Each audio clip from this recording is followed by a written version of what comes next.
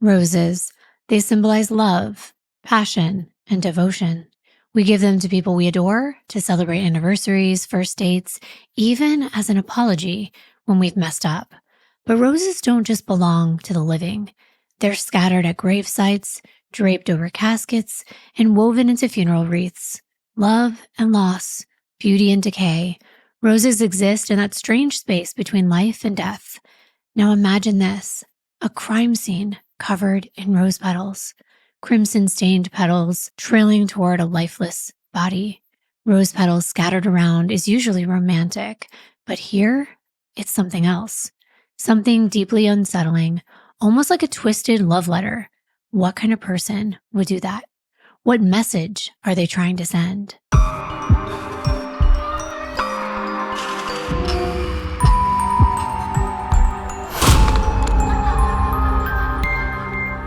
Hi, everyone. Welcome to episode 49 of the Darklivity podcast. I'm your host, Kimbyrleigha, and I'm here with my co-host, my diaper duty partner, Jonathan. Hi. Darklivity is the dark downward slope into the degradation of the human mind and the consequences that such darkness brings to light. Two things, two people with curly hair today, which was by request. So we're both wearing our curls the same day. So you're welcome. And the second thing I want to say is, wow, this is the last episode before we hit number 50. We have done more than 50 videos, but we're only counting like our main videos as our main episodes. But I just wanted to say, it was like yesterday that we were introducing ourselves here for the very first time.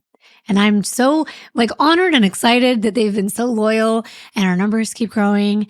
And it's really nice and I like it. They've watched us go through so many milestones. And so many more to go. Maybe we should release a blooper reel to celebrate episode 50. I forgot to say, somebody was really upset last video because they saw our bloopers that we accidentally let in. Because like we just said, he was on diaper duty. We have been so tired lately. Mazzy's got teeth coming in and stuff like that. But we accidentally left our bloopers in, but they had no sound. The person was like, I was so disappointed because I could not hear what you guys were laughing about. You've seen us get married, go through IVF, have a baby, and you've even sent us gifts. And I thought that was so cute. And you know what? Mazzy is still wearing them and using them right now. Episode 50 will be here soon. Yes, it will, because this is a two-parter. So this one will be number 1, and then next week you'll see number 2. But I have to tell everyone something right away. I've been talking a lot, I know, and I'm losing my voice. But this case really is unlike any case we've ever covered, even that I've covered on my channel. I'm not just saying that to create mystery or drama or anything. It's the opposite. I'm going to let you know up front that you're probably not going to like anyone in this case, including the person that lost their life. And that may be really difficult for some of you.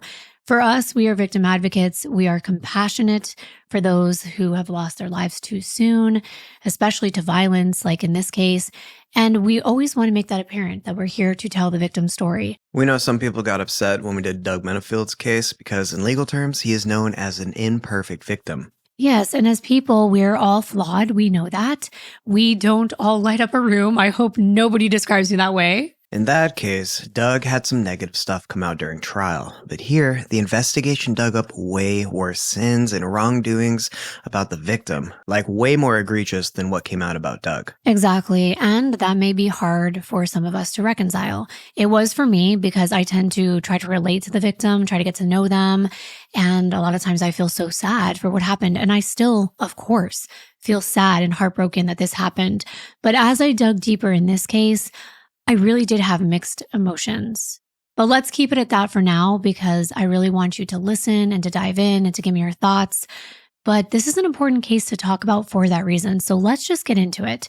It was supposed to be an ordinary morning, October 13th of 2021. Canebrake Drive, Greenville, South Carolina, a quiet tree-lined neighborhood. The kind where neighbors wave to one another, say good morning or good evening, where kids play in their front yards and cars slowly roll by, neighbors waving hello and taking out the trash, and the soft hum of sprinklers filled the air. Everything seemed ordinary and normal, peaceful, a place where it would seem like nothing bad would happen. But that day, behind the doors of house number 122, something horrifying was unfolding. Inside, rose petals scattered the floor like an eerie, romantic gesture turned into a nightmare. A mother, Christina Parcell, lay dead in her own living room, eyes wide, body motionless, blood soaking through the scattered petals. And just minutes later, a calm, detached voice called 911, just to announce, I think I might have a death. Franklin County 911, we have a severe emergency. 122 Kimbyr Drive. NJ Police, Fire, EMS. I'm sorry? I think I might have a death. Okay, let me connect you Walked in my fiance's house. She wouldn't answer my call. There's a very weird smell. I can't get her to come around. Okay, let me Laid all over the floor. let me connect you to EMS there. Hold on just a moment. Is it odd to you that he sounds so calm? Because if my loved one, if my husband, if you were found in this way, I mean, gosh, that'd be terrible. I don't think I would be so calm and keep it together like that, because that struck me as odd right away. There would definitely be a sense of urgency in my voice. Not just that, but I think, most of us would be frantic. Yeah. Like, it is not easy to be on the phone with 911 when you have just stumbled upon someone you love dead. But who would even want Christina Parcell dead? And what's with the roses all over her body? The whole scene looked staged. But at the same time, it was a total mess. Like it was a crime of passion, or maybe someone was planning this down to the last detail. The first responders were hit with an overwhelming chemical smell the moment they stepped inside. It burned their nostrils. Was it ammonia? Was it bleach? Pesticide? It wasn't clear yet, but one thing was, whoever did this tried to cover their tracks. They wondered if this was planned because the flowers seemed so personal. And then there's Brad Post, the guy who called 911, Christina Parcell's fiance. You'd think he'd be in pieces, like in total shock, maybe crying, maybe freaking out. But no, Brad was weirdly calm, like too calm. He just said, she wasn't answering her phone, so I came over. I let myself in through the back, and I found her like this. He was casual, like he had just walked into a messy kitchen, not a brutal murder scene. So they asked him, tell us what happened. Brad said it was exactly 10 a.m. when he knew something was off. Christina should have been home, should have answered her phone, but she wasn't picking up. He checked her location on the Life 360 app, and it was pinging at her house, but still nothing. He started feeling uneasy, so he jumped into his red Mercedes and drove over. When Brad arrived, the house was quiet. He rang the doorbell once, then twice, and 3 times, and his anxiety was growing each second. Christina and her sister never locked their back door, though, so he went back there and he entered, stepping cautiously into the stillness. Inside, something felt immediately off. It was the smell that struck him first. It was strong and it lingered in the air. Brad walked slowly down the hall, feeling a chill despite the warm day outside. It was then that he saw them, the delicate red rose petals scattered across the hardwood floor, a trail leading towards the living room. His heart beat faster as he followed the path of petals with dread tightening in his throat. And that's when he saw her, Christina, lying on her back, surrounded by roses with this dark crimson pool spreading out around her. Her eyes were wide open, just staring up at the ceiling, her face frozen in a moment of surprise, as terror was permanently etched into her lifeless expression. Once he saw the rose petals, I could imagine him thinking that he was about to catch his fiancée cheating because, there's a trail of petals leading somewhere. But what he found was so much worse. Yet Brad's reaction was cold, oddly detached. He didn't run to her side. He didn't try to revive her. He didn't even check for a pulse. Instead, he dialed 911 and calmly and chillingly said, I think I might have a death. The dispatcher urged him to perform CPR, but he firmly refused, claiming there was just simply too much blood and she was already gone. After the first responders showed up, the police and homicide detectives came in. Sirens everywhere, cop cars lining the streets. It totally shook up this quiet neighborhood. Then they asked Brad, have you touched anything? He said no, but that was a lie. While he was waiting for help to get there, he got distracted by his phone. He started frantically deleting photos one after another, just wiping out his history, whatever was on there. Who even knows what he was trying to erase? Yes, and that is when the police finally arrived. They found him on his phone. You can see the body cam footage. He's not on the phone with Christina's family, though, or her friends, letting them know what happened to her, but instead, he's talking to his lawyer. Another red flag. So he finds his fiancée dead, and he's calling his attorney. Exactly, and investigators picked up on this right away. Brad seemed nervous, even kind of sketchy. When they asked him about the most basic questions about finding Christina, he actually paused and said, should I get a lawyer before I answer this? That's interesting. I mean, you probably should if you find that your fiance is dead, I think you should probably get a lawyer and also remain silent because you have the right to. And then he mentioned the back door was unlocked, which detectives thought was a little too convenient. At first glance, it looked like this is probably a domestic dispute gone wrong. The fiance with a secret, maybe jealousy, rage, and betrayal. But Brad was well dressed, and he didn't appear like he had any blood on him or a disheveled appearance. But that didn't mean he couldn't have cleaned himself up before dialing 911. The detectives surveyed this horrifying scene. They looked at Christina Parcell sprawled out on her back and documented the blood that had pooled beneath her and noted the petals scattered all around her body. They saw that some of them were still intact, but others were trampled in the blood. Near her was a cell phone, and her purse was untouched on a table nearby. 2 envelopes, each stuffed with $500 in cash, were inside. Clearly, robbery didn't seem to be the motive, they thought. The more the detectives looked at the scene, the stranger it became. Near her body were scattered baggies of white powder, and a quick test confirmed the substance, cocaine. So putting our detectives' hats on, this would really appear to be maybe a drug deal gone wrong. But then again, why would the money still be there? Could Christina possibly have done some of it with, let's say, a dealer that came over or someone she was selling it to and then she died? More, especially with fentanyl, but like you said, there's all this blood. Exactly. There was a lot of confusing evidence so far, and the chemical smell that Brad described, investigators quickly identified it as paint thinner, which was dumped all over Christina's hands, which were covered in blood. Someone desperately wanted to erase evidence. Her red painted fingernails were chipped. A thumbnail was broken. Defensive wounds. It showed that she had fought back, but she was no match for her killer. Stab wounds were apparent on her neck and on her head. As the forensic team was going through the house, they noticed the rose petals scattered all over the floor. But there was something weird. There were no vases or fresh flowers anywhere. These petals were in really random spots, like storage baskets in the living room, and even inside Christina's open purse that was just sitting there on the console table near a bunch of Halloween decorations and supplies that she used for work at the vet clinic. Yeah, it appeared as though some of these petals had been tossed around after Christina was dead, and there was also a transfer smear of blood that started at the blue velvet couch in the living room where a thick puddle of blood had pooled underneath, and it led sort of in a half-moon shape across the hardwood floors to where Christina's body was found. The killer had clearly dragged and repositioned her. There were also big droplets of blood in this area that came from either an object that was bloody or even a bloody person.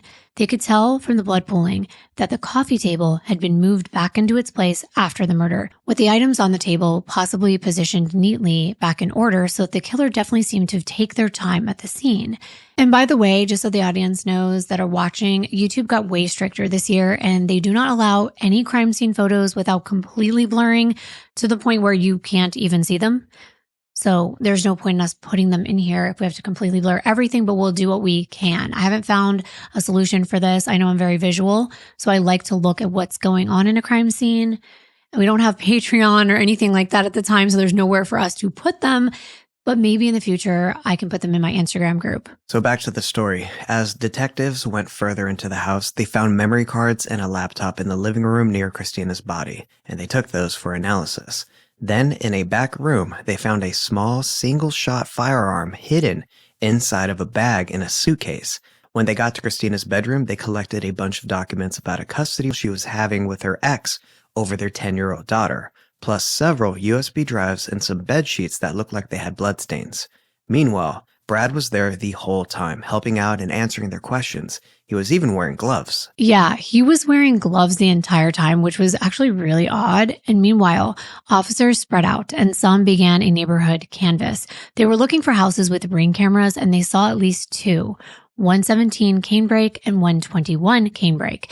And these houses were directly across from Christina's house along a small cul-de-sac. Officers went to these homes to see if they could view the footage, and one of the neighbors offered information that quickly changed everything the detectives thought they knew. A witness was sipping her morning coffee in her kitchen at her kitchen window, and she remembered that she saw something. She said there was a young man, he was skinny, with maybe blonde or reddish hair, riding a bike down the quiet suburban street. Now, that's normal, but what wasn't was that just before he reached Christina's front door, he stopped and he put on a beanie, a pair of black gloves, and a medical mask. I was thinking the fact that he was at her front door in and of itself that morning is pretty odd considering what happened. So who was this? And the mask. I'm sure that could look strange, but then again, at this point in time, COVID was still somewhat of a concern. Delivery people, for instance, they would still wear masks because they didn't want to have contact with people while they were delivering the food. But still, this definitely piqued detectives' interest. Right. It felt like he was trying to disguise himself than just taking precautions. This lady saw him and he was dressed in all dark clothes, black pants, black beanie, black shirt, gray hoodie. And it looked like he was carrying a backpack too. The drug angle was still going strong at this point. Maybe it was a dealer or a buyer. Remember the envelopes of cash? And before long, the detectives got their hands on some surveillance footage from the neighbor's camera. It actually caught someone going up to Christina's door at 9:15 a.m. When we play it, don't get distracted by the white SUV driving by. Just keep your eyes on Christina's front door as it passes. We'll even put an arrow so it's a little easier to spot. Are you ready? Here's that door. And there he is, walking right up to the front steps and straight to the door. Almost without hesitation, he goes right inside, and that is really creepy. The same neighbor said that she recalled seeing Christina Parcell and her young daughter walking to the little girl's school that morning around 7:30 a.m., but she let the detectives know that she did not personally know Christina, although she had seen her and her daughter a number of times from her window, just observing the normal comings and goings. She had a really good view, and she was retired, so she saw things. And she saw this guy on the bike around 8:15 a.m. Now that detectives have a time frame, they go through the footage and spot someone who fits the description, riding a bike on canebrake, wearing dark clothes, and a white medical mask. He's heading toward Christina's house around 8:15 a.m., but she wasn't home yet. Her car wasn't even in the driveway. He doesn't go into the house until maybe about an hour later. So the investigation kept going. Christina's fiance, Brad, let the investigators know that he spoke to her that morning before she went to her job interview at 8:30 a.m. at the vet clinic. Her last text to him was at 9:01 a.m., but when he called her afterward to hear about how the interview went, she never answered. And that is when he became worried and eventually drove over to her house. Now, ring camera footage showed Christina's silver Lexus SUV leaving at 8:07 a.m. and coming back at 9:07 a.m., just minutes before this unknown guy went inside her house. So, was she there to meet him? Did she know him? Was she expecting him? They didn't know, but they kept searching for more ring cameras. And there was a home at 207 Saratoga, which captured the same person leaving the area on the same bike at 9:28 a.m. Now, I was thinking he took his time rearranging things and being inside the house, but it doesn't seem that way because that was only 10 minutes from the time we saw him enter to when he's already a quarter of a mile away. And the next day, on October 14th, an autopsy was conducted on 41-year-old Christina Parcell. It was confirmed that she had been stabbed at least 31 times, possibly more, in her head, face, and upper body. Several of the wounds targeted her neck, severing her carotid artery, and that was the cause of the massive blood pooling beneath the couch and later under her body. You can see from this autopsy document, some of the stab wounds are marked in black and incised wounds are crosshatched. And a lot more of the fatal type wounds are concentrated in the neck, and she also had deep defensive wounds on her hands. And then there was the DNA. Christina had some broken fingernails, and it turns out a few of the tips had been snapped off and ended away from her body. Those didn't get hit with the paint thinner, so they still had forensic evidence on them. Tiny little bits of the killer's skin cells were stuck under her nails, and they swabbed those for DNA.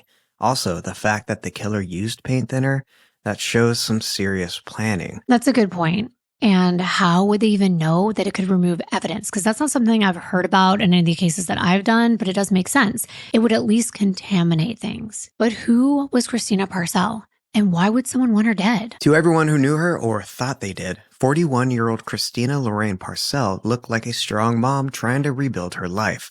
After a brutal custody battle that wrecked everything, it seemed like she was finally getting a second chance with her daughter. She had her back, and this was supposed to be their new beginning. Her boss at the vet clinic where she worked the last 3 years even told the media how much Christina would be missed. She's definitely going to be missed. You know, everybody's just kind of feeling, I think, a little empty. She was just fun to be around, and, somebody that you would enjoy talking to. We'll miss her expertise for sure, but I think, more than anything, over the 3 years that she, worked here, she just made a lot of friends, and I think mostly people are going to miss her friendship.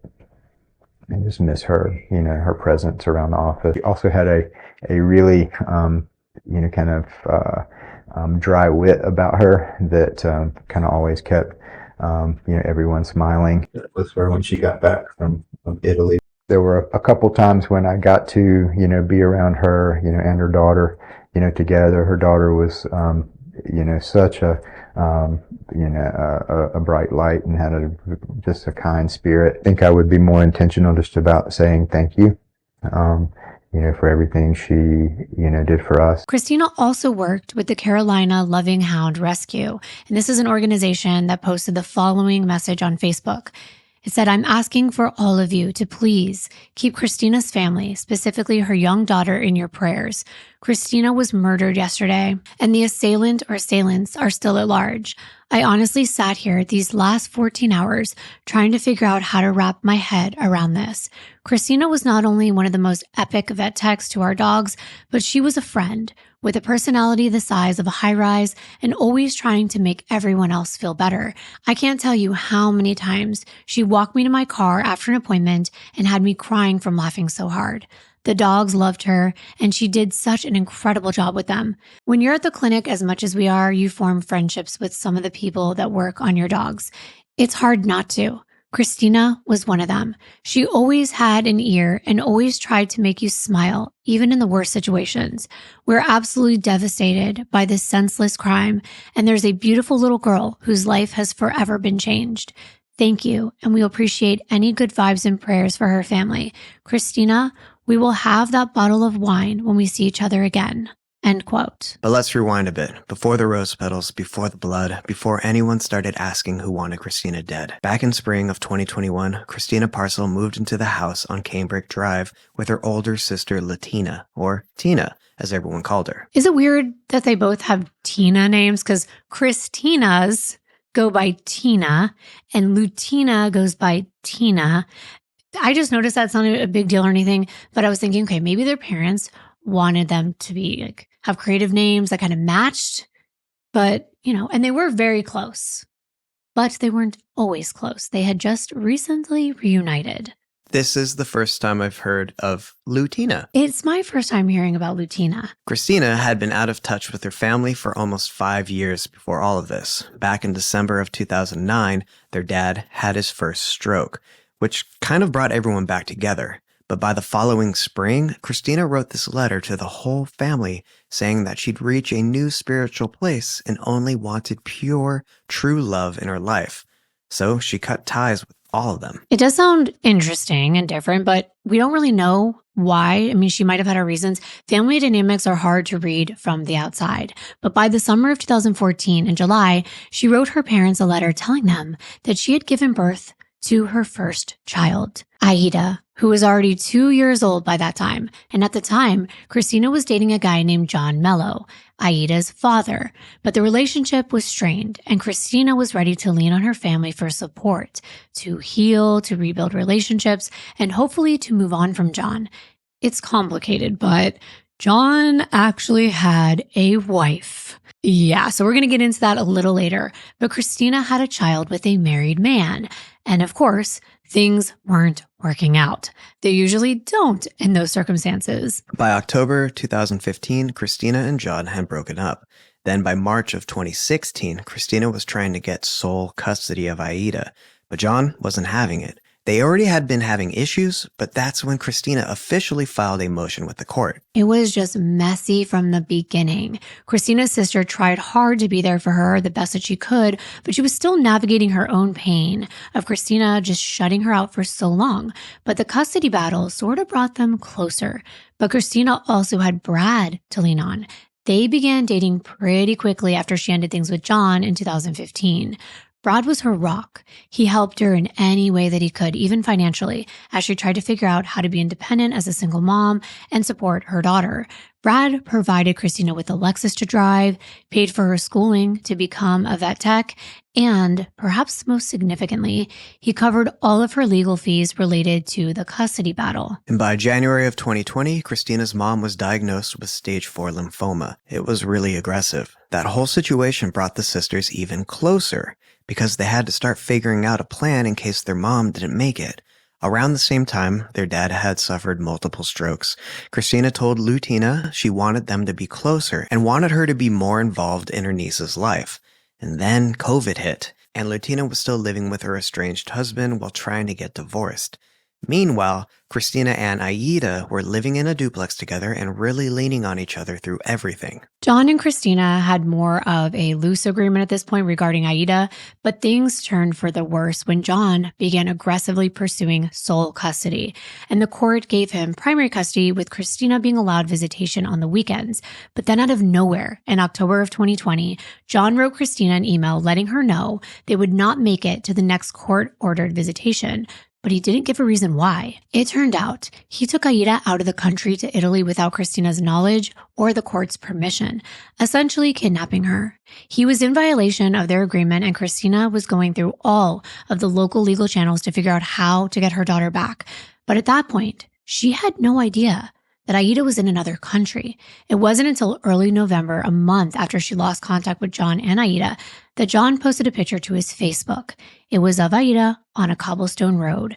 Christina and Lutina did some sleuthing. They zoomed in on a banner in the background. It read Rigo, Italy, and that's how they figured out that they were in another country. John was an Italian citizen, so it made sense.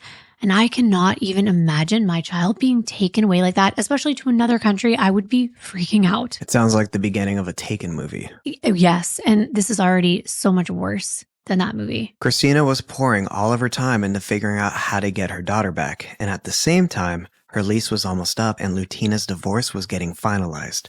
By then, Christina was working as a vet tech, so the two of them decided to move in together. Lutina started putting in offers on homes in Greer, South Carolina. Christina also finally got help through the Hague Convention. She filled out an application, included all the court stuff, and actually got to talk to Aida back in December of 2020 for the first time in 2 months.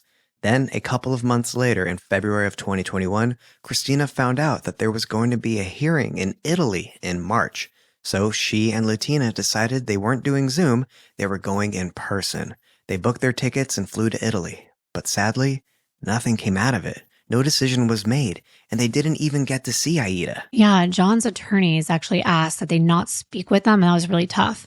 It was a waiting game, so back to the US they went until a decision was reached. But then, just a month later in April, the Hague Convention let Christina know they were reuniting her with her daughter, and she could come to Italy to retrieve her on March 14th, and that's exactly what she did.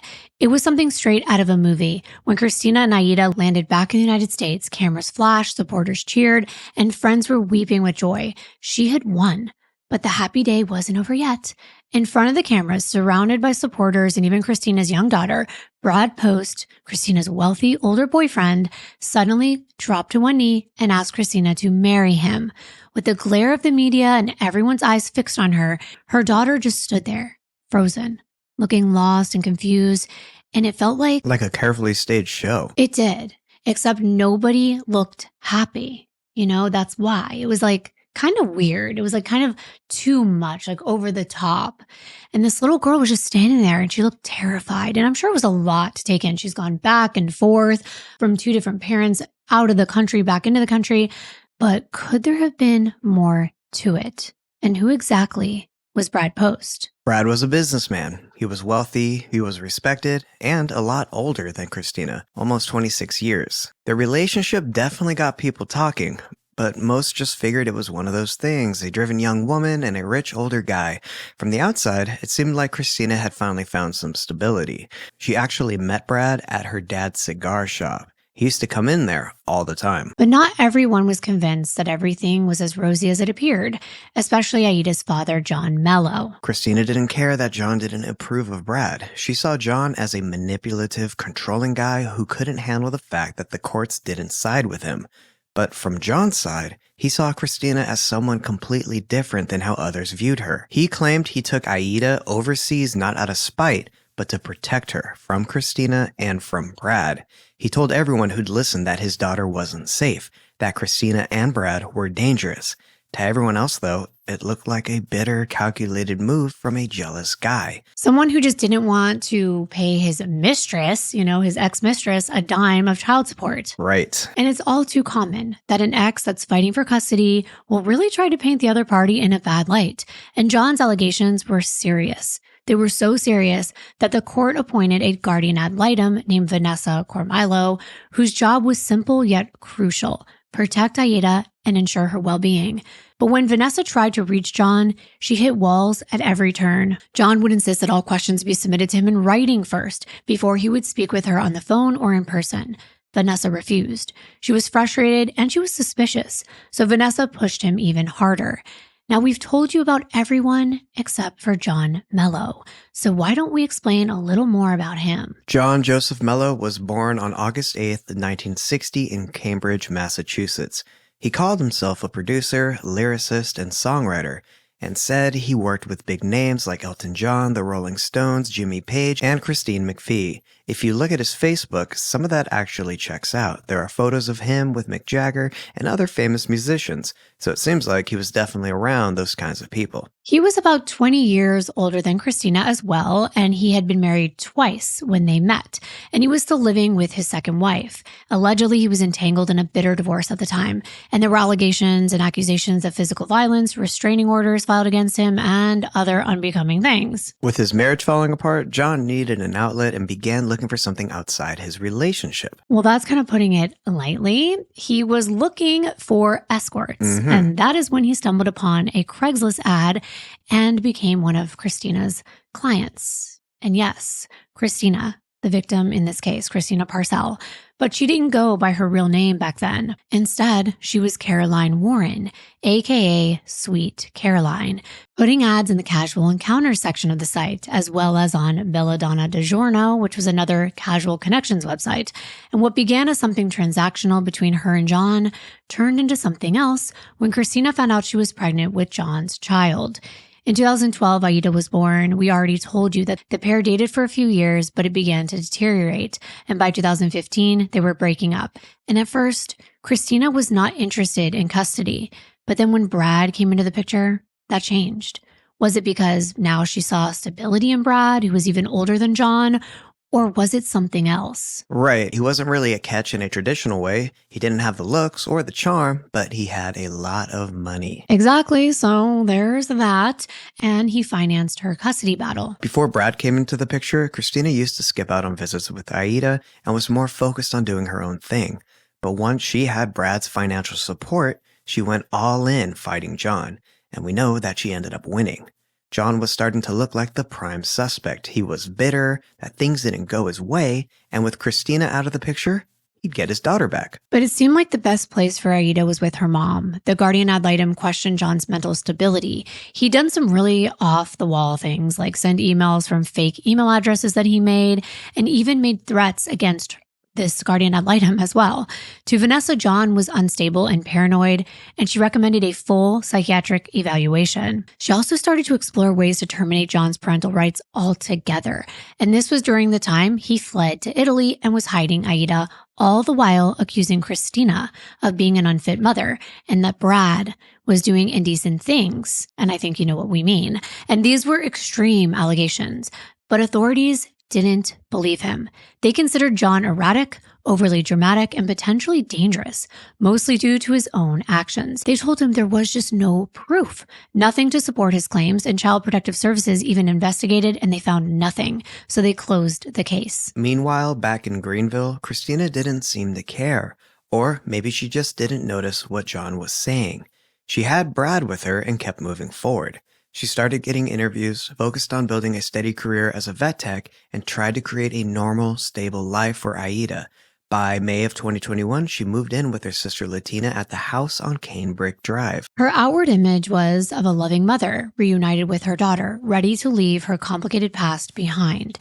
The kind that smiles in pictures with dogs from her clinic and walks her little girl to school in the morning. But her carefully constructed life was about to unravel.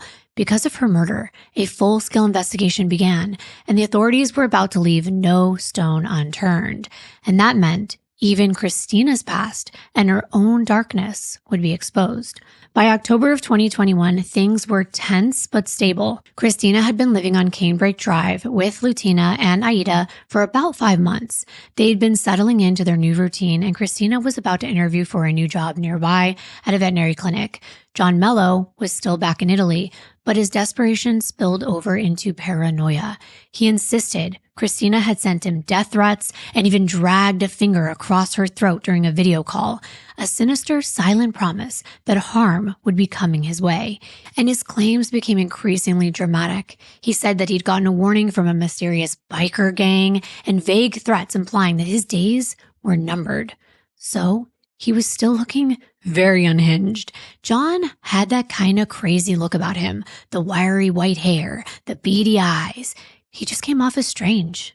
And meanwhile, Christina and Brad came off like a solid couple, ready to get married and raise Aida together, which John definitely wasn't cool with. But behind the scenes, Christina was telling close friends how drained she was. John's constant harassment was taking a toll. She was completely worn out from years of court fights, nonstop accusations, and him going after her online. He even posted Craigslist ads asking people to dig up dirt on her, calling for anyone who had encountered her to come forward. Yeah, he went straight to the source, so to speak, the place that she used to place her ads, hoping that her former clients would provide background on her unsavory behavior.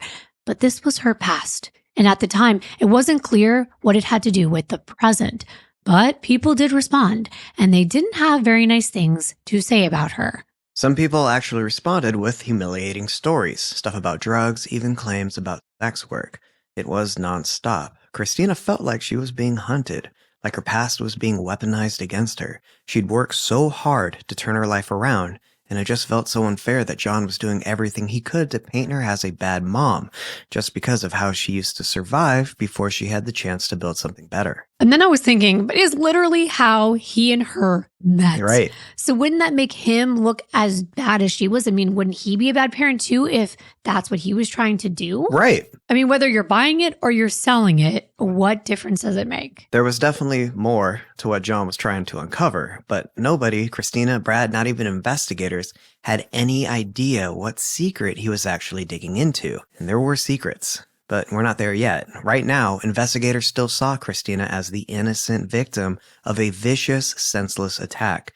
And they believed John Mello had something to do with it. But John wasn't even in the country when her murder occurred. So they figured he probably orchestrated it from Italy, maybe paid someone to take care of it for him, and that's the real reason that he took his daughter away. The investigators locked in on John Mello as their main suspect. And honestly, it made perfect sense. He had publicly accused Christina of some awful stuff, took their daughter out of the country without permission, and had a history that was full of threats and aggressive behavior. The guy just radiated desperation, anger, and maybe even obsession. The cops picked up on that instantly. And right around then, John was already heading back to the States, willingly.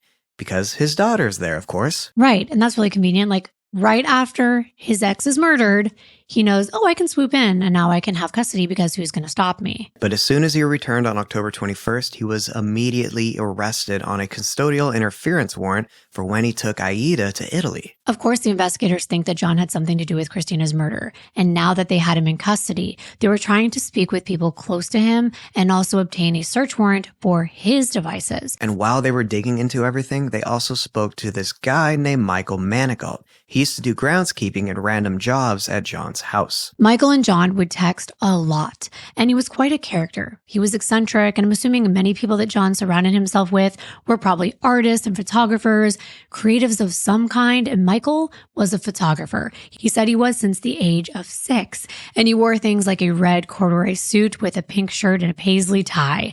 But the point is, he was there to clean John's house for extra money, and investigators wondered if John could have possibly paid Michael to kill Christina. So he was questioned extensively. He told them he had no idea that Christina had been killed, and he willingly handed over his phone for them to go through it. They rolled him out as a suspect after checking his GPS and phone records, but while they were going through his phone, they noticed he had a mutual contact with John. It turns out all three of them had been talking about cleaning the house while John was in Italy, which lined up with the time frame detectives were focused on. That made them curious about this other guy, Zach Hughes, who also seemed to do odd jobs for John. When they asked Michael about Zach, he said he didn't really know him, that they just worked together on a few things around John's place for about 2 weeks while John was away. He said Zach seemed like a good guy, and that they were just getting the house ready for when John got Aida back. Now, that was an interesting reason. Right. And we know that the theory investigators were running with at the time was that John wanted Christina out of the way so he could get custody of Aida. And this was proof that he was planning to bring her back to his house. So after the interview, detectives began researching Zachary Hughes and his connection to John. And that's when they noticed that during booking at the detention center when John was arrested, he listed Zach Hughes as his sole contact for communication while he was incarcerated, meaning Zach was the only person permitted inside the jail to see him and basically his one phone call. John also recorded an iPhone video where he told Zach that he had the exclusive rights to collect all of his luggage and his medication from the Charlotte airport, where they had been waiting for him after he landed back in the US and he was taken away. So detectives felt they had a strong connection, and John trusted Zach. So they really wanted to speak to him and find out more about who he was. Well, one Google search is all they really would have needed to do, because Zachary Hughes wasn't just some ordinary guy. He was actually a talented concert pianist from Greenville, a prestigious Juilliard-trained musician who was known for being able to play Beethoven's sonatas from memory. He was well known in Greenville and across South Carolina and beyond. Very talented. So it's no surprise John would be friends with a musician. We told you that he floated around in those circles. So the investigators ran Zach's name through the DMV, got his driver's license and car registration, and found out he lived on Tyndall Avenue in Greenville. He drove a gold Ford Ranger pickup. Once they had his picture, they immediately noticed his hair. It was that light blondish reddish color, and that totally matched what the eyewitness had said about the skinny white guy on the bike. That detail stood out right away. Well, red hair is not as common. If she would have just said blonde, then it wouldn't have really tipped them off as much, but she said reddish, and this man was a redhead. When it's shaved, though, it looks more blondish, so I could see how maybe she could have thought it was blonde or red, or what my mom would call, she's been a hairstylist for many, many years, strawberry blonde. Zach's hair color and stature matched the suspects, except his hair was long in all the pictures they saw, and the suspect had more of a shaved head. The first thing they did, just on a hunch, was check the license plate reader data for Zach's gold pickup, just to see if it was anywhere near his place or Christina's on the day of the murder. And sure enough, his truck was caught on a traffic cam leaving the area near Christina's house on October 13th, right around the time of the murder.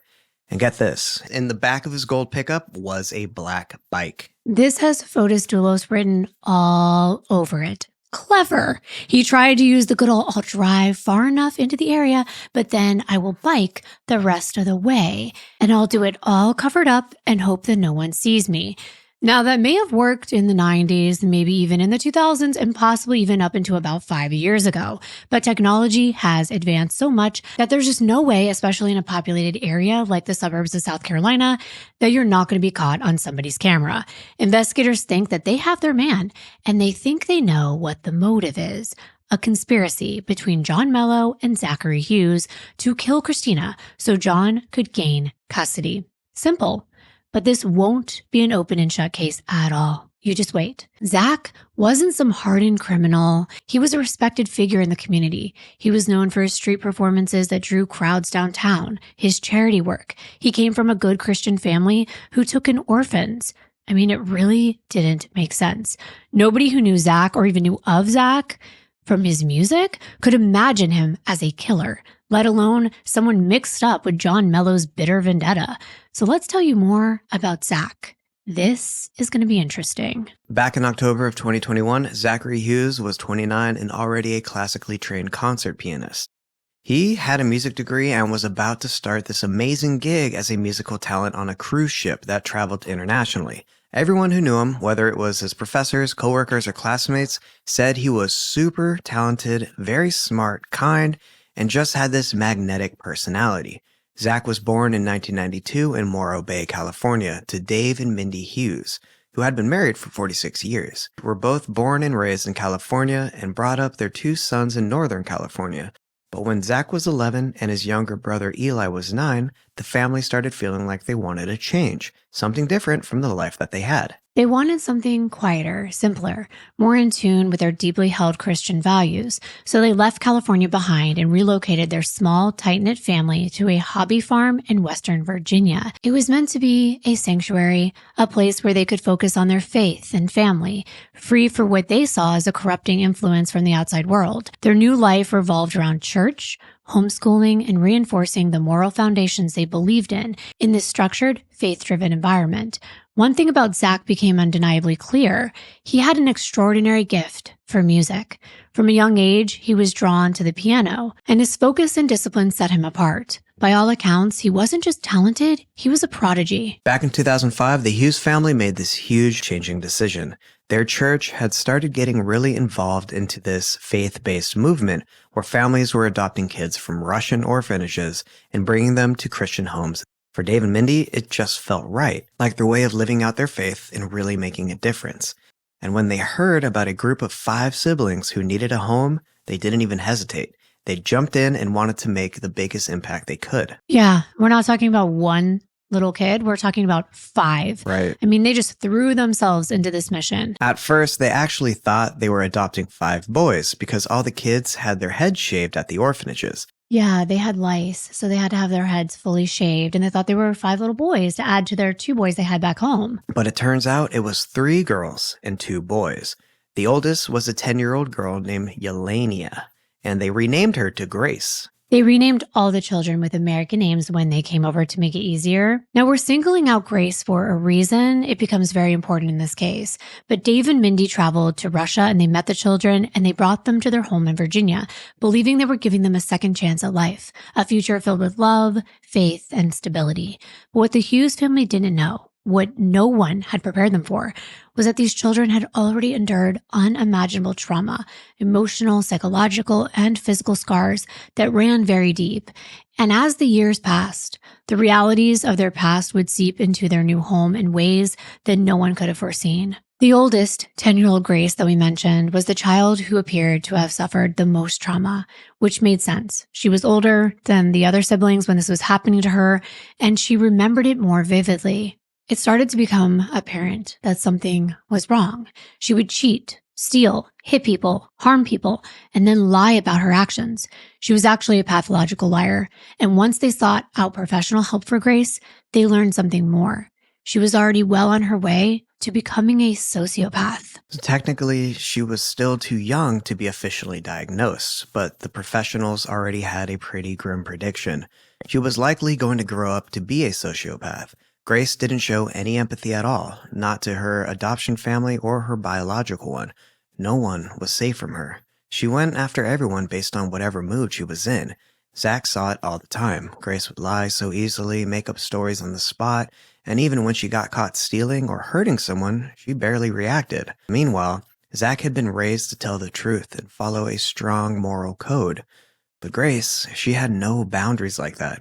This was astonishing for Zach, and maybe to someone who hadn't grown up in such a loving environment, it wouldn't be such a shock. But all he ever knew was kindness and a loving atmosphere and doing the right thing. So it affected him that much more. Because it was such a stark contrast to what he in his heart thought was right or believed was right, and the beliefs that he held since he was born. And it wasn't just that Grace lied.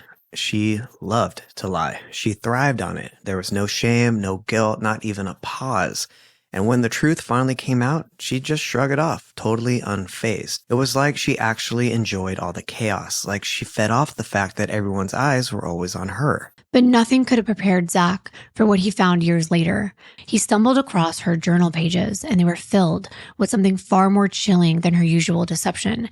Grace had outlined in disturbing detail a calculated plan to murder their parents and take control of the family. It wasn't just an idle fantasy either. It was a blueprint for something far more depraved. Now desperate for a solution, the Hughes family turned to the Virginia Department of Social Services, pleading for their help. Grace's escalating behavior had become too much for them, and they needed her out of their home. It was a difficult but necessary decision. They requested that Grace be placed in foster care. And now I know some people are going to think, how cruel, like how can you give a child back? And we've seen in recent years, even a YouTube family that essentially did something very similar.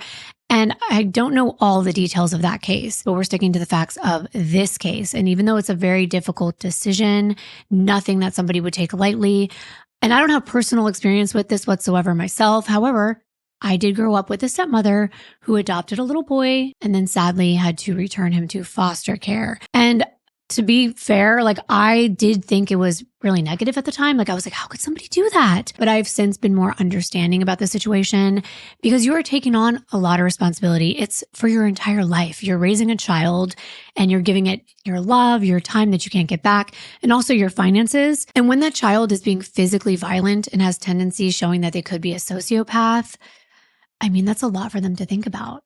But Grace wasn't just going to disappear quietly. Once she was in the system, she flipped the entire story. She claimed that she'd been horribly mistreated and accused the Hughes family of unspeakable things. The Children's Department of Social Services believed her.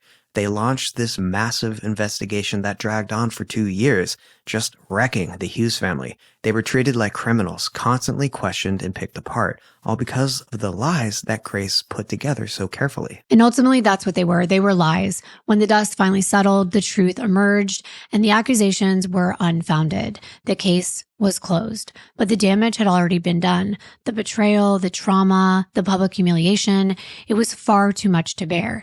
In the aftermath of all of this, the Hughes family made a life-altering decision. They left everything behind and they moved to South Carolina, hoping to escape Grace's shadow over their lives. And for Zach and Eli, who were still just teenagers, it was a chance to start over. But the scars that endured would follow them long after they left Virginia. Eventually, through continued education, Zach was offered several scholarships to attend the prestigious Juilliard School, but that didn't erase what he felt inside. This little girl had ruined a lot of things for the Hughes family. But then things started looking up. At Juilliard, Zach wasn't just another face in the crowd. He stood out. His talent and drive opened doors most young musicians could only dream of. One of his biggest milestones, according to his website, was being chosen to perform at the Kyoto International Music Festival. Only 15 to 20 students worldwide get that invite, and he was the only one from the US. After graduating, he went pro and became the principal pianist for the Knoxville Symphony in the 2000-2018 season. But then something shifted. Music had always been his whole world, but now he felt this pull towards something totally different. He wanted to serve his country. In 2018, Zach made a dramatic pivot and enlisted in the United States Marine Corps. Now, it wasn't long before a recruiter took notice. With his academic background and discipline, Zach was placed into Officer Candidate School, a highly selective program. He was the only applicant in his selection process. When it came to physical fitness, he excelled. He achieved a near-perfect score of a 294 out of a 300. And again, these details come from Zach's personal website and court documents, which cannot be independently verified, so keep that in mind. However, just 3 weeks into training, everything fell apart. Stress fractures in both legs forced him to withdraw, and at the time, he was ranked in the top 3% of his class, and of course encouraged to return once he healed. But for Zach, the military chapter was over before it truly began. As he recovered, music came calling once again. A former piano instructor reached out to him with an intriguing opportunity. A woman named Jeanette Wynn from Greenville was connected to a local church that had just received a world-class piano, one of the finest instruments money could buy. They needed an elite musician for its debut performance.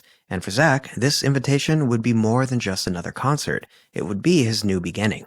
Zach had a way of drawing people in. It wasn't just his talent, it was his charm and his presence, and people just gravitated towards him. The Wynn family was no exception. They welcomed him into their home and they treated him like one of their own. Zach had told them about this dream he'd been keeping to himself. He wanted to perform all 32 of Beethoven's sonatas from memory to celebrate the composer's 250th birthday in 2020. This Beethoven idea that I had a year and a half prior ended up coming together here in Greenville. 600 pages, 11 hours of music, all coming together for over a dozen free community concerts next year. Rather than say, I'm only going to play this music if you pay me for it, that wasn't the spirit that this project was conceived in. It's something that I want to do regardless of whether I can make money at it. I would say it's the biggest goal of my life so far. To celebrate Ludwig van Beethoven's 250th birthday next year, this 27-year-old pianist, classically trained at Juilliard, is working to memorize all 32 of his favorite composer's piano sonatas. He's calling it the Beethoven Odyssey. I hope people who would never think of listening to Beethoven, I hope that they will come and perhaps have a chance to hear his music in a different light. With classical music, there's a lot of stuffiness associated with it, I think. The tuxedos and the elegant, the wine and cheese parties, and I have nothing against tuxedos and wine and cheese. But I think for some people that can be a turnoff. It was a huge, almost impossible goal, but the Winds totally believed him. Their church got behind him too, giving him all the support he needed to make it happen. But then the world changed. The COVID-19 pandemic brought everything to a halt. With concert halls closed and performances canceled, Zach found himself without a stage. But he wasn't ready to give up. He was determined to keep playing, so he took his music to the streets of downtown Greenville, performing for tips. And that is where fate intervened, and he crossed paths with John Mello. I had been waiting to find out how the two of them met when I was researching, and it happened one evening as Zach played. John Mello stopped to listen on a street corner, and beside him stood his 8-year-old daughter, Aida. John told Zach that he was a music producer and a man with connections, and that his daughter adored Claire de Lune. Zach was moved by the request, and Zach played it for them, a simple moment that would change everything. It was one of Zach's favorite pieces. He knew it very well. And while he played, he took note of Aida's behavior. Remember his experience with girls her age when Grace was in his life? Well, unlike other kids her age, Aida was fully attentive, watching Zach the entire time, and he was really impressed. Most kids didn't have that kind of attention span. She wasn't running around, she wasn't on a device, she was completely caught up in the music. He saw himself in this child. From that night on, John and Zach started to build a friendship. John would hire him for little music gigs, give him some work, and just kind of bring him into his world. The only catch was, whenever they met up, Aida always had to be there with her dad. Soon enough, he wouldn't let her out of his sight, especially with a man. And Zach continued to be impressed by Aida and her sophisticated musical taste. Everything we just explained seems pretty innocent. And I was sitting there watching videos of Zach, and I could tell he's talented. And while I was watching his hands on the keys of the piano, I kept thinking, are those the same hands that stabbed Christina Parcell, Aida's mother, over 30 times? It's really eerie thinking about that. But that's what investigators believed, at least from what they gathered so far. And while they were still investigating John Mello, he gets out of jail and he's immediately starting to make noise. He's doing interviews with the media. He's getting on TV to talk about why he took his daughter away to Italy and his thoughts on the investigation and his connection to Zach Hughes, who was a person of interest at the time. So let's listen to one of those interviews now, where he's going to talk about how he feels about authorities connecting him to Zach and Zach to Christina's murder. I can't help their perception. I can only pray and move forward for my child. I can't cater to people. I can't respond to people. You know, I can't do anything but focus all my efforts on the well-being of my child. And then John explains why he took Aida away to Italy. October 13th, I was in Italy. We went there to finalize our citizenship, and I wanted her to be away from these people, and I wanted her to have a better life. And free education, free university anywhere in Europe, you know, health care for me and everything. And that was my retirement plan. He also told the reporter he wanted Aida away from Brad Post. I want to see justice for his victims. I want sunlight shining on every player in this that did these children wrong. Until I'm in the ground, or my daughter's old enough to make her own decision, I will fight for her. It's just that simple. There's no alternative. So you may have raised an eyebrow when you heard what John just said, that he wanted justice for Brad's victims. What was he talking about? Well, Brad was actually sitting in jail, awaiting his trial on CSAM charges. And we're going to get there in 1 minute. And if you don't know what CSAM means, It's an acronym. You're going to have to Google it because that's all we're going to be able to say. John seems like a pretty reasonable guy. He's probably trying to come off well for the cameras, but he doesn't seem unhinged. If anything, he just looks like a dad who really cares about his daughter. Oh, absolutely. He comes off as a caring parent.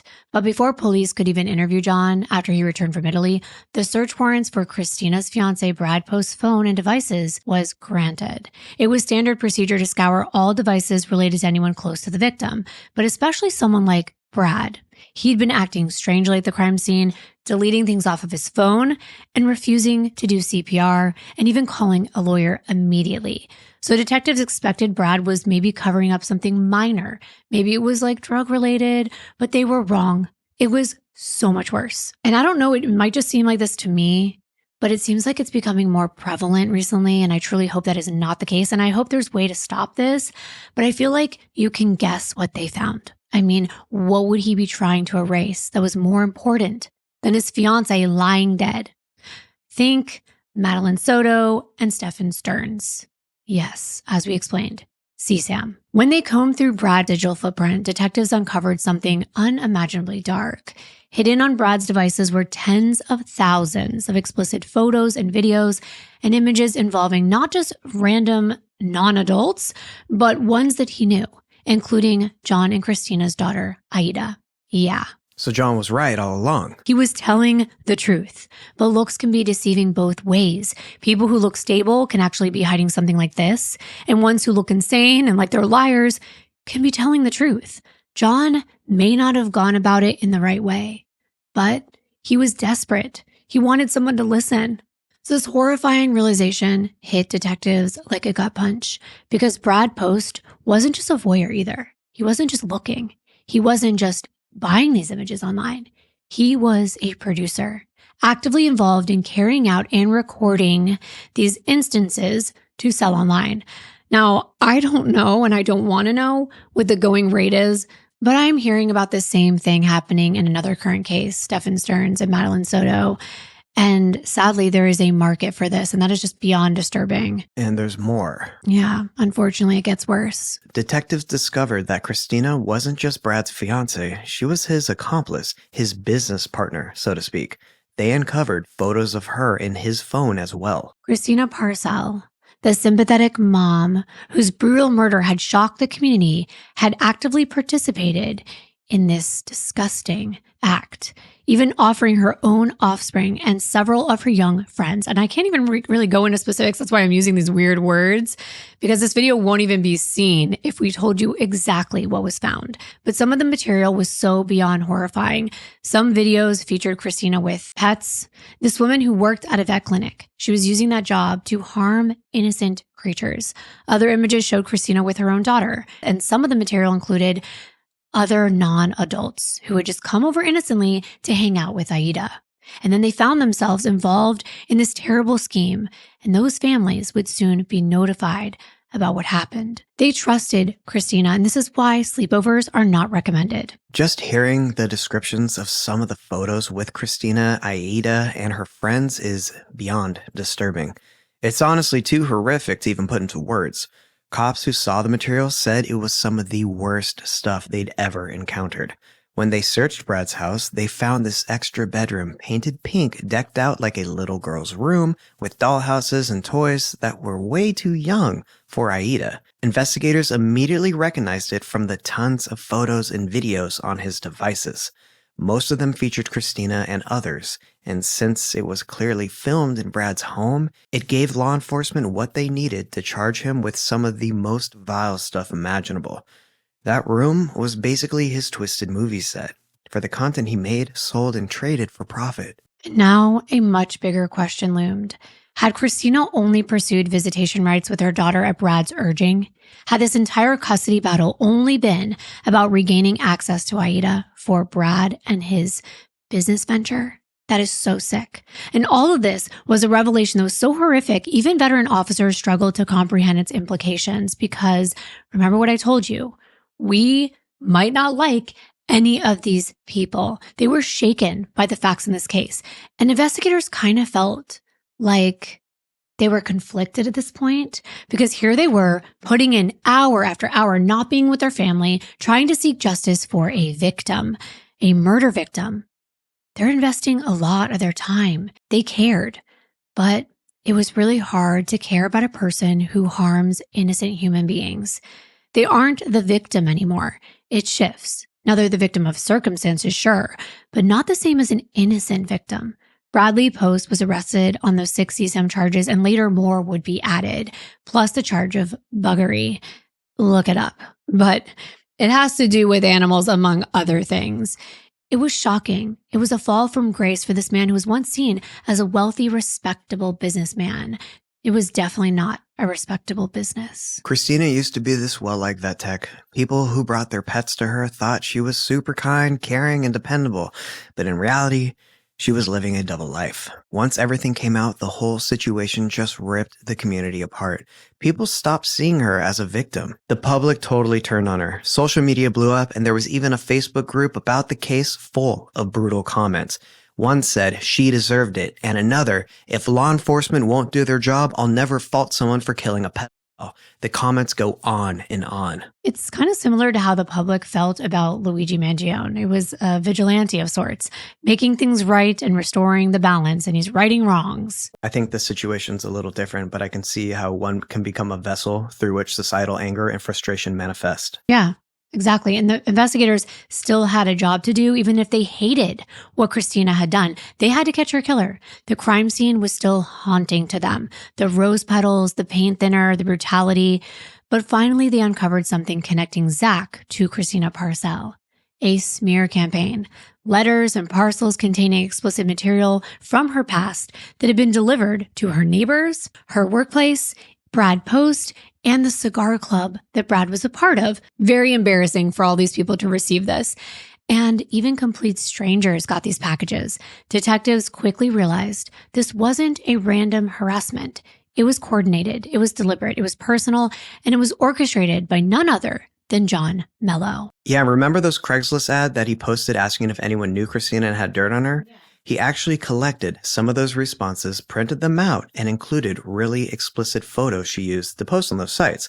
Then he sent everything to Zach, who put together these mailers and sent them out to basically expose her, like a warning to the neighbors, trying to get them to take a closer look at this beloved vet tech and loving mom. John thought this would scare Christina and Brad into backing off, maybe even stop how they were treating Aida, thinking if the community was watching them, then they'd stop. But it totally backfired. It just made them even more pissed at John and more determined to keep Aida away from him. It also made John look bad. The investigators saw him as trying to weaponize Christina's past to win custody, which, like we talked about before, wasn't a good look. At this point, they had at the very least evidence that he had harassed Christina, and they had the Ring camera footage, his truck on the traffic cam with the black bike in the back. So it was definitely enough for a search warrant to be issued on the house he was living in at the Winds in Marietta, and a search warrant for his phone. So right away, the phone was a bust. There was a passcode on it, and the information was encrypted. So detectives could not gain full access to its contents. They could only extract basic information about ownership and confirming the phone belonged to Zach. But they were able to download approximately 1,769 WhatsApp messages between Zachary Hughes and John Mello, but they were also encrypted. Most of the messages were scrambled. And we'll get into that because I found it very interesting and a little bit of a challenge that I was happy to take on to decipher these messages. Investigators did find one from April 17th of 2020, where John gives Zach Christina's cell phone number and tells him to harass the shit out of her. And if you're watching and not just listening, I'm going to put one of these messages up on the screen so you can see what I mean when I say that they're scrambled. If you read this message from left to right, it says, harass shit of her, 5142, we can, the 864 out 483. Clearly, it's mixed up. Verbatim, the way it was originally sent, it included her phone number, and John said, we can harass the shit out of her. There was one before this that said, secret phone number, got I dude, private Christina's, and we can easily see that this was, dude, I got Christina's secret private phone number. And there were numerous conversations between John and Zach from October 9th to October 13th, 2021, when Christina was murdered. In one WhatsApp conversation on the 13th of October, John asked Zach, how did the music research go? And Zach replied, "Good. I'll tell you over the phone." Pretty obvious. Like those scrambled messages are interesting. That's what WhatsApp does because it's encrypted. Right. So they're all like scrambled up. And I was like going through all of them and trying to figure out what they were. The investigators also had geolocation data, but it didn't have any timestamps, so it was basically useless. What they did find, though, were some photos, texts, emails, and logs showing the phone being turned off or switched to airplane mode at really crucial times, like before the murder happened. They found 5 times when the phone was placed in airplane mode. Twice on October 12th, which was the day before the murder, twice on October 13th, the day of the murder, and once on October 19th. His phone was hooked up to what's called a gray key, which searches every combination possible to try to guess the correct passcode so that forensic technicians can unlock more data. But for right now, they really couldn't do much more with the phone, so it was a waiting game. But meanwhile, they were searching the house. When they searched the house that Zach was staying in, they found a few bikes in the garage. Most of them were just hanging up, but one was upside down and way cleaner than the rest. It matched the description of the bike the suspect was riding. The family who owned the house told investigators it was their bike, but they hadn't used it in a while and noticed it had been moved recently. That pointed to Zach using it the day everything happened. The investigators asked if they had Ring cameras, but they didn't. What they did have, though, were trail cams on the property, the kind that used to catch wildfire footage. So they handed the footage over, and as the investigators went through it, they found a clip of Zach walking through the woods 2 days before the murder. He was wearing a dark hoodie with gray accents, which matched what the person on the bike in Christina's neighborhood was seen wearing. It was something similar because the woman said that he was wearing a dark hoodie, but then she's like, but it was also gray. And the inside of the hood was gray. So when it would lean back, you could see the gray. Mm-hmm. So that's why they were like, interesting. Like things are kind of adding up here. I mean, we have so much evidence at this point. They just needed more because they only have one chance to put this all together. Did you also notice that he shaved his head? Another Fotis Doulos move. Yeah. Zach had such thick, long, nice hair. I wonder why he would just shave it all off. Like right before her murder. I wonder why. They also used Blue Star on the bike and on Zach's truck. And if you don't know, you probably do watching a lot of true crime, but Blue Star is like luminol. It's a chemical reagent that's used on crime scenes to detect blood, and it will illuminate on places that blood cannot be seen with the human eye. And it lit up on the handlebars of the bike, the seat, and the pedals. It also lit up on portions of Zach Hughes' truck. But the bike and the truck were swabbed for testing, and there was a presumptive positive test for the blood on both of them. So it meant it could be blood, and it was blood. But it was on the bike was in the back. I mean, everything is lining up. Then they searched Zach's truck and found a package of black gloves. They looked brand new, like they were just bought. The pack was supposed to have 6 pairs, but one was missing. Inside the house, they also found a bunch of cleaning supplies and various chemicals that Zach would have had access to. Remember the paint thinner? Yeah, and also it was like 1 pair of gloves was missing. So that was interesting because they set them all out and they like counted the pairs and like one wasn't in there. It's like, what happened to that pair? Right. I wonder. Now, it took a while for authorities to gather all of this information, even though as we're telling it to you, it seems as though it happened all at once. But ultimately, it led to Zach turning himself in. Yeah.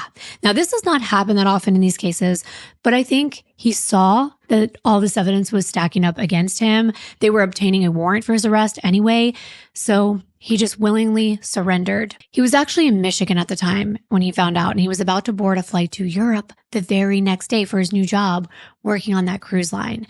He could have just walked into Canada, just crossed the border and traveled to a non-extradition country, but instead, he returned to Greenville. He rented a car and he drove it to Greenville County Sheriff's Office on November 3rd of 2021. He was then booked on charges of murder, possession of a weapon during the commission of a violent crime, harassment, conspiracy, and first-degree burglary. It adds up. It does. The theory all along was that John Mello conspired with Zach to harass and then ultimately kill his ex, Christina, for custody of their daughter. But there are many twists and turns in this case. It is not cut and dry. If it was, we wouldn't be extending this video into a part 2 for you to come back and hear everything that happened. And you can guess, it's crazy. So thank you guys for watching, and we'll see you in the next one. Bye.